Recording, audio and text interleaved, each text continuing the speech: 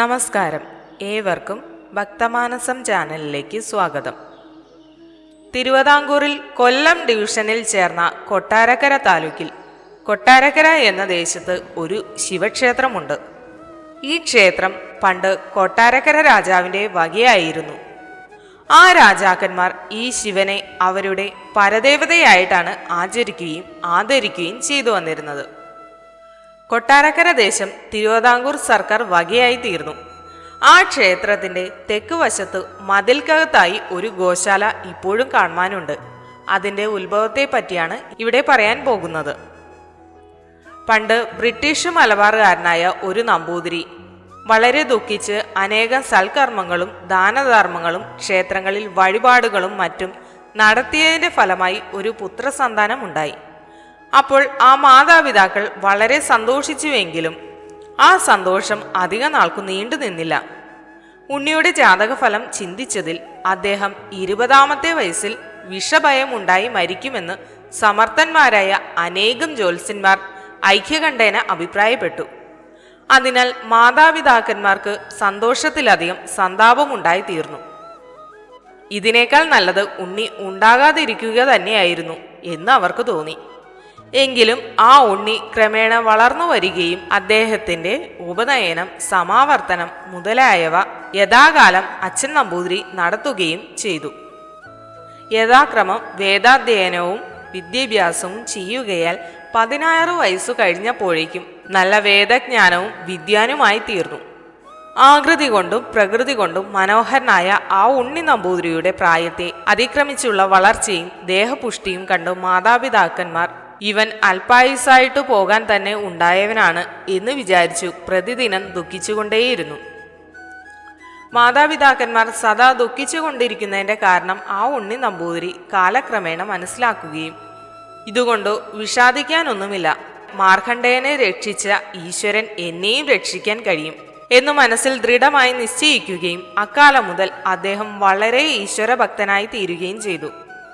അനന്തരം ആ ഉണ്ണി നമ്പൂതിരി ഇല്ലത്തു നിന്നിറങ്ങി കേരളത്തിലുള്ള മഹാക്ഷേത്രങ്ങളിലെല്ലാം ചെന്ന് സ്വാമി ദർശനം ചെയ്തുകൊണ്ട് സഞ്ചരിച്ചു. അങ്ങനെ ക്രമേണ അദ്ദേഹം ആറന്മുളയിൽ ചെന്നു ചേർന്നു. ആറന്മുള ഭഗവാനെ ഭജിച്ചുകൊണ്ട് അദ്ദേഹം അവിടെ ഒരു മണ്ഡലം താമസിച്ചു. 41ാം ദിവസം രാത്രിയിൽ അദ്ദേഹം അമ്പലത്തിൽ കിടന്ന് ഉറങ്ങിയ സമയം ഒരാൾ അദ്ദേഹത്തിൻ്റെ അടുക്കൽ ചെന്ന്, അങ്ങേക്ക് ഇപ്പോൾ 20ാമത്തെ വയസ്സായിരിക്കുന്നു, ഇവിടെ താമസിച്ചാൽ ഫലസിദ്ധി ഉണ്ടാവുകയില്ല. കൊട്ടാരക്കര മഹാദേവനെ ഭജിച്ചുകൊണ്ട് അവിടെ ചെന്ന് താമസിക്കുക. ആ മഹാദേവൻ അങ്ങയുടെ ആപത്തൊഴിച്ച് രക്ഷിക്കും എന്ന് പറഞ്ഞതായി അദ്ദേഹത്തിന് തോന്നി. അദ്ദേഹം പെട്ടെന്ന് കണ്ണു തുറന്നു നോക്കിയപ്പോൾ അവിടെയെങ്ങും ആരെയും കണ്ടില്ല. ഇത് കരുണാനിധിയായ തിരുവാറന്മുളയപ്പൻ തന്നെ അരുളി ചെയ്തതാണെന്ന് വിശ്വസിച്ചുകൊണ്ട് അദ്ദേഹം അടുത്ത ദിവസം തന്നെ അവിടെ നിന്നും പുറപ്പെട്ട് കൊട്ടാരക്കരയിലെത്തി ഇളയെടുത്ത് മഹാദേവനെ ഭജിച്ചു തുടങ്ങി. അങ്ങനെ 40 ദിവസം കഴിഞ്ഞതിന് ശേഷം ഒരു ദിവസം വൈകുന്നേരം ആ നമ്പൂതിരി സന്ധ്യാവന്ദനത്തിനായി അമ്പലത്തിൽ നിന്നിറങ്ങി കുളത്തിലേക്ക് പോയപ്പോൾ എവിടെ നിന്നോ ഒരു കൃഷ്ണസർപ്പം ചീറ്റിക്കൊണ്ട് അദ്ദേഹത്തിന്റെ പിന്നാലെ ചെന്നു. അത് കണ്ട് നമ്പൂതിരി, ഓ, നമ്മുടെ ജാതകഫലം അനുഭവിക്കാനുള്ള കാലമായിരിക്കുമോ? ഇതിനെ തടുക്കാൻ മഹാദേവന് ശക്തിയില്ലെങ്കിൽ അനുഭവിക്കുക തന്നെ. സർപ്പഭൂഷണനായ സർവേശ്വരൻ ഒരു സർപ്പത്തെ തടുക്കാൻ നിവൃത്തിയില്ലാതെ വരികയില്ല എന്ന് വിചാരിച്ചുകൊണ്ട് കുളത്തിലിറങ്ങി സന്ധ്യാവന്ദനവും ജപവും എല്ലാം നടത്തി. സർപ്പം കുളക്കടവിൽ കരയ്ക്ക് ചെന്നു നിന്നു. നമ്പൂതിരി മറ്റൊരു വഴിയെ കരയ്ക്കു കയറി അമ്പലത്തിലെത്തി പ്രദക്ഷിണം വെച്ചു തുടങ്ങി. അപ്പോൾ സർപ്പം അവിടെയും എത്തി അദ്ദേഹത്തെ പിന്തുടർന്നു. സർപ്പം ഏറ്റവും അടുത്തെത്തിയപ്പോൾ നമ്പൂതിരി നടയിൽ ചെന്നു സാഷ്ടാംഗമായി നമസ്കരിച്ചുകൊണ്ട് അവിടെ കിടന്നു. അപ്പോൾ ദീപാരാധനയ്ക്ക് നട അടച്ചിരിക്കുകയായിരുന്നു. സർപ്പം നമ്പൂതിരിയെ തൊട്ടില്ല എന്ന സ്ഥിതിയിലായപ്പോൾ എവിടെ നിന്നോ ഒരു പരുന്ത് വന്ന് ആ സർപ്പത്തെ റാഞ്ചി കൊണ്ടുപോയി. ദീപാരാധനയ്ക്ക് ശേഷം നട തുറന്നപ്പോൾ നമ്പൂതിരി എണീറ്റു. അപ്പോൾ സർപ്പത്തെ അവിടെ എങ്ങും കണ്ടില്ല. സർപ്പത്തെ പരുന്തുകൊന്ന് അമ്പലത്തിന്റെ മതിൽക്കു പുറത്തു പടിഞ്ഞാറു വശത്തായി ഒരു സ്ഥലത്ത് കൊണ്ടുപോയി ഇട്ടതായി ജനങ്ങൾ പറഞ്ഞ് അദ്ദേഹം കേൾക്കുകയും മഹാദേവന്റെ കൃപ കൊണ്ട് തന്റെ ആപത്ത് ഇങ്ങനെ ഒഴിഞ്ഞു എന്ന് വിശ്വസിക്കുകയും ചെയ്തു. അടുത്ത ദിവസം തന്നെ നമ്പൂതിരി സ്വദേശത്തേക്ക് പുറപ്പെടുകയും ഇല്ലത്തെത്തി വിവരം മാതാപിതാക്കന്മാരെ അറിയിക്കുകയും അവർ അത്യന്തം സന്തോഷിക്കുകയും ചെയ്തു.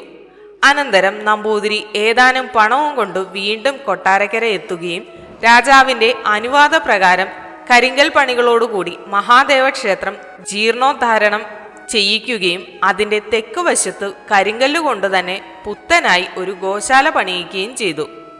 ആ ഗോശാല തറ മുതൽ മുഴുവനും മുകളിലത്തെ മേച്ചിൽ കൂടിയും കരിങ്കല്ലുകൊണ്ടാണ് പണി കഴിപ്പിച്ചിട്ടുള്ളത്.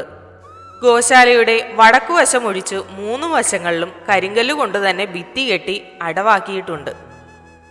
ഈ ഗോശാല പണിയിച്ചത് കൊല്ലം 900 ആണ്ടിനോടടുത്തെന്ന് കേൾവി. അതിന് ഇപ്പോഴും യാതൊരു കേടും സംഭവിച്ചിട്ടില്ല. സർപ്പം ചത്തുവീണ സ്ഥലത്ത് ആ നമ്പൂതിരി ഒരു നാഗപ്രതിഷ്ഠ നടത്തിക്കുകയും അവിടെ കാലക്രമേണ ഒരു സർപ്പക്കാവായി തീരുകയും ചെയ്തു. ആ സർപ്പക്കാവ് ഇപ്പോഴും അവിടെ കാണുവാനുണ്ട്. മേൽപ്പറഞ്ഞ ഗോശാല ഇപ്പോൾ വലിയ ഉപയോഗമൊന്നുമില്ലാതെയാണ് കിടക്കുന്നത്. ചില കന്നുകാലികൾ ചിലപ്പോൾ ഇപ്പോൾ അവിടെ ചെന്ന് കിടക്കാറുണ്ട്. അതിനാൽ ശാല പണിയിച്ച ആളുടെ ഉദ്ദേശം കേവലം നിഷ്ഫലമായി പോയി എന്ന് പറയാനും പാടില്ല.